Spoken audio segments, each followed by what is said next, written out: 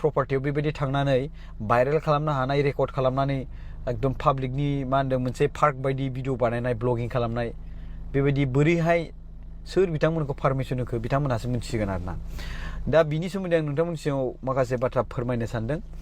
बयखौबो लोगोफोर आंनि मोनसे गोदान भिडिअ फिन खेब बरायहरनाय थाबाय थ' लोगोफोर जानो हागौ दायो नोंथांमोना ससियेल मिडियानि दारै गोबांखौनो नुबोगासिनो दङ मानि दुंहाव थासारि सोमजिगासिनो दङ थ' बेखौनो लानानै आंबो दिनै नोंथांमोननि सेराव नैबे मोनसे भिडिअखौहाय बानायनाय जादों थ' जियानो जा लोगोफोर बे समाव आं दायो बांद्राय गोबाव खालामलियासै सिदानो डिसक्लेमारखौ लागायदेरना होलांनाय नोंथांमोनालाय भिडिअखौ स्किप खालामनाङा जोबजासिम नाय अब्लानो बुजि मोनगोन आरोना लोगोफोर नायलांदे बिदिब्ला मा होनो पिंकु ब्रह्म आरो लोगोसे जन कार्जि नार्जारिनि भिडिअ बिथांमोना बिटिसि सेक्रेटारिनि सिङाव थांनानै सेक्रेटारिनि ए ब्लकनि 4th फ्ल'राव मोनसे रुमखौ बिथांमोना एक्सप'ज खालामदों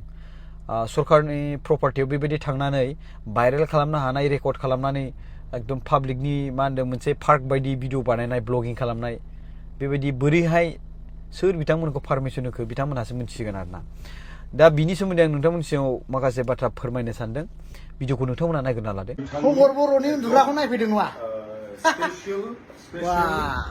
उन्दुग्रा रेस्ट लाग्रा उन्दुग्रालै खबर बर'नि खोथाया बिसोर जे माने अफिसाव बबे समाव रेस्ट लानो टाइम मोनो जोंनि कुइसना बिसोर आरो जिराय जाजानो एसे फोरमायना होब्रा नोङो बबे रुमावहाय सरि बबे टाइमावहाय रेस्ट लानो टाइम मोनो जोंनि कुइसना दा बिसोर स्पेशल आयौ आयौ आयौ बेबायदि नुफेराखैमोनला खबर बर' वा उन्दुग्राया बा वा ओइ बिराद दामि जागोन दे दा बियो बियो 1 लाख 2 लाख जागोनदां एफा लाक्जारि माबा नाङा बिटिसि सेक्रेटारियेटआव 5 बोसोराव आं प्रमद बर' सारनि दैदेननाय सरकार समाव बेबायदि मा होनदों सरकारि रुमफोरखौ ब्लगिं खालामनानै एक्सप'ज खालामफेराखै नाथाय बिपिएफ फैनाय लोगो लोगोनो बेबायदि सरकारि रुमफोरखौ माने एक्सप'ज खालामनाय सेफ्टि एन्ड सिकिउरिटि गैयै बायदि खालामनायखौ जों नुनो मोनदों जन कार्जि नार्जारि आरो लोगोसे पिंकु ब्रह्म बिथांमोनखौ बिटिसि सेक्रेटारिनि ए ब्लकनि 4th फ्ल'रनि मोनसे रुमखौ ब्लगिं खालामनानै बिथांमोनहा भाइरेल खालामनायखौ नुनो मोनदों सेक्रेटारिनि सिङाव थानाय सेक्रेटारि आरो माने खामानि मावग्राफ्रा बिनि सायाव मा बुंनो सानो बे बिथांमोननि आखायाव थाहैबाय आरो एभिडेन्स हिसाबै प्रुफ हिसाबै आं नोंथांमोननि सिगाङाव नैबे भिडिअ क्लिप्सखौ आं नोंथांमोननि सिगाङाव फोरमायना होनि आरो नोंथांमोना नायनानै लाबानो जाबाय मानगोनां रायजो राजा नोंथांमोन भिडिअखौ नायबाय जानांगौ नोंथांमोना बेयाव थानाय सानै सोद्रोमायानो जाबाय जन कार्जि नार्जारि आरो सासेया जाबाय पिंकु ब्रह्म बे रुम देखायनाया जाहैबाय सेक्रेटारिनि ए ब्लक ओमफ्राय 4th फ्ल'रनि आरो बे रुमखौ सेक्रेटारियेट एबा सेक्रेटारियेटनि सेक्रेटारि एबा खामानि मावग्राफोरनाव सोंहैथां सोरनि थाखाय स्पेसियेलि बानायनाय जादों आरो बेवहाय केयारटेकारनावबो सोंबानो जाबाय बे रुमखौ सोरनि थाखाय बानायनाय जादों आसि थुयै थुयै बिथांमोना खोन्थागोन जों खोन्थागुलायनो गोनां गैया नोंथांमोना बिसोर सोंना लाबानो जायोमोन नोंथांमोना डाइरेक्ट कमिउनिकेसन गैया बिथांमोनजों खामानि मावग्राफोरजों डाइरेक्ट थांबाय दुगामारा ओरै रुम नुबाय ओरै नोंथांमोना बिदिनो सोलिलांबाय थागोन बायदि मोनबाय आं नोंथांमोनखौ बे रुमा स्पेसियेलि स्टेटनि गभर्नर फैयोब्ला रेस्ट लानो बियोब्ला बिथांमोनखौ दोननो थाखाय बे रुमखौ बानायनाय जादोंमोन चिफ मिनिस्टार फैयोब्ला चिफ मिनिस्टारा बियोब्ला बे रुमाव दोननो थाखाय बेखौ बानायनाय जादोंमोन बेखौ नोंथांमोना डिपार्टमेन्टआव थांना मानो सोंहैया सेक्रेटारियेटआव सहैबाय नाथाय बिथांमोननि खामानि मावग्रा सेक्रेटारिनि खामानि मावग्रा बिथांमोना जगाजगानो गैया जाय मानसिया बे रुमखौ खुलिनानै होदों बे मानसिनाव मानो सोङाखै जुदि नोंथांमोना सोंनो लाजिदों आङो खुद बेखौ कल खालामनानै लाना थांनानै इन्ट्रडिउस खालामनानै होनो हायो आङो जन कार्जि नार्जारि आरो पिंकु ब्रह्म बिदि बामसावनो नाङा मानगोनां प्रमद बर' सारखौ मा बामसावदों बिथांमोना प्रमद बर' सारालायनो गाव उन्दुनो थाखाय रेस्ट लानो थाखाय प्रमद बर' सारा बेखौ बानायदोंनो मा बाथ्रा बुंदों नोंसोरलाय हाउ डेयर इउ बिथाङा उन्दुनो गोसोब्ला रेस्ट लानो गोसोब्ला बिथांनि न'आ खाथियावनो 10 मिनिटबो लाया बिथाङा उन्दुहैनो गोसोब्ला सरकार थानाय समाव एस्कर्ट दं मा दं लामाफ्रा एसेबां जाम जाया डाइरेक्ट थांनानै रेस्ट लाहैनो हायो मोनथियाब्ला खबरखौ ला मा मोनथिनो लुबैदों डिपार्टमेन्टआव थांदों सेक्रेटारियाव थांदों हिसाबै बिथां खामानि मावग्राफोरनाव सोंना ला बेयाव गभर्नरा फैयो मालाबा समाव रायजो राजा नोंथांमोन बे पिंकु आरो सिंकुमोननि बाथ्रा बुंनायफोरखौ आरो जन कार्जि नार्जारि दुगामारा बिथांमोननि बाथ्रा बुंनायखौ बारा खोनासंनो नाङा बिथांमोनहा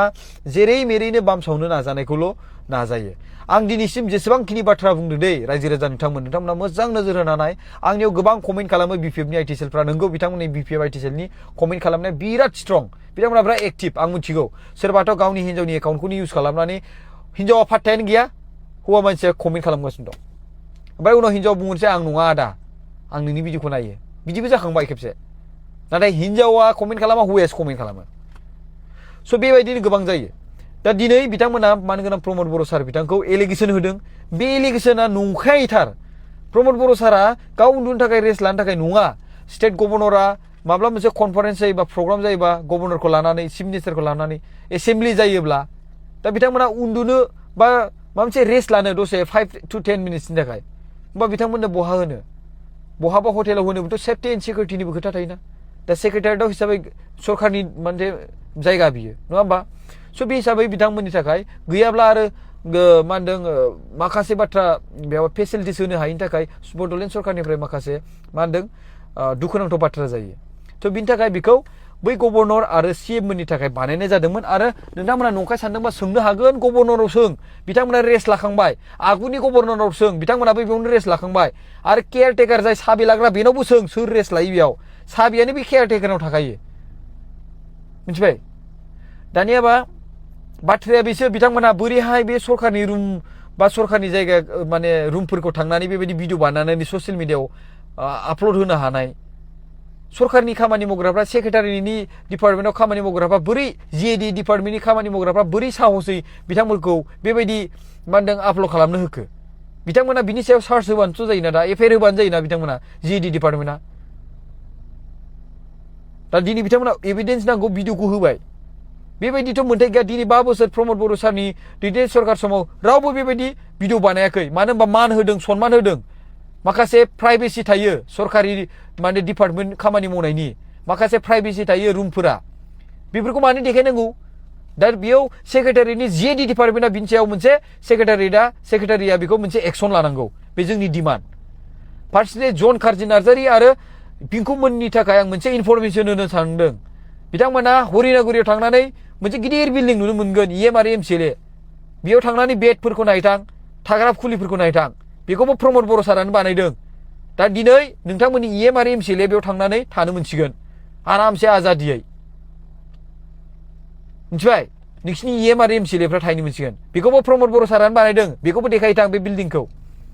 बेयाव थांनाय लामाखौबो सिलसिलखौ प्रमद बर' सारानो बानायदों बेखौबो देखायथां आरो बिटिसि सेक्रेटारिनि सिङाव थांनाय क्वार्टार बे क्वार्टारनि जे लामा बेखौबो प्रमद बर' सारानो बानायदों नोंथांमोना बे क'क्राझारनि बे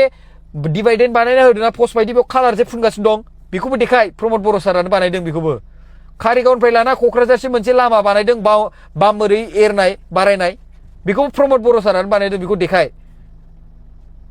कारिगावआव मोनसे गेट बानायदों जोंनि बर' हारिनि नेरसोनथिजों बुंफबनाय बे गेटखौ नोंसिनि अट टेकिं प्रग्राम बानायनायाव जे बेखौ जे नोंथांमोना होथेदों गोबां लाजिनांथाव बाथ्रा बिनि सिगांथारावबो बानायनो हायोमोन मानो नांजाब दा दिनै उदालगुरिनि मानसिफ्रा नोंसिनि अट टेकिंआव फैगोन बाक्सानि मानसिफ्रा नोंसिनि अट टेकिंआव फैगोन बिथांमोना सोरबा बे कारिगावनि गेटखौ नुवाखै बेसेरा बिथांमोना फट' खेबजालांगौमोन मानो बेखौ होथेखो बिनि उनावबोथ' बानायनो हायो नुयोना गोबां प्रमद बर' सारनि दैदेननाय सरकारा प्रग्राम बानायबाय वेलकाम गेटखौ बिनि उनावबो बानायदों बेनो अलरेडि मेन वेलकामखा खुलुमबाय बरायबाय लिरनायखौ नुवाखै बेयाव गेटआवहाय गोबां मानसिफ्रा माने शेयार खालामदों कमेन्ट खालामदों गोबां बुजिग्राया बुजिदों बुजिया बुजिखाया बानायनो बिनि सिगांथारावबो बानाय जायोना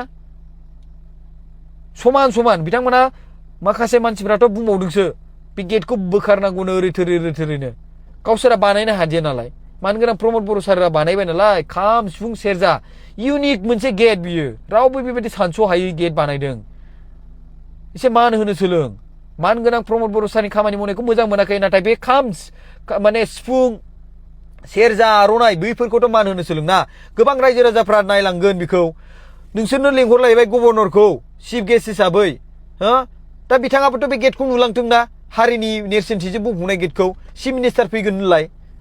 गिदिर मानसि फैगोन होनलाय भुटाननि सोरबा राजाबो माबा फैगोन होनलाय बिसोरबो नुलांथों बे गेटखौ बे गेट बानायनायखौ बाद दोनदो दे बेयाव थानाय नेरसोनथिफोरखौ नुलांथोंसै ना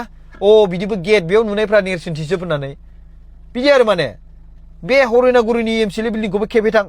जन कारजि नार्जारि आरो माने पिंकु ब्रह्म ब्रादार नोंथांमोना बेयाव थांनानै खेबे थां रुमफोरखौ एक्सप'ज खालामबाय थां थाव खरसा गैयाबाथाय हरगोन आं नोंसोरा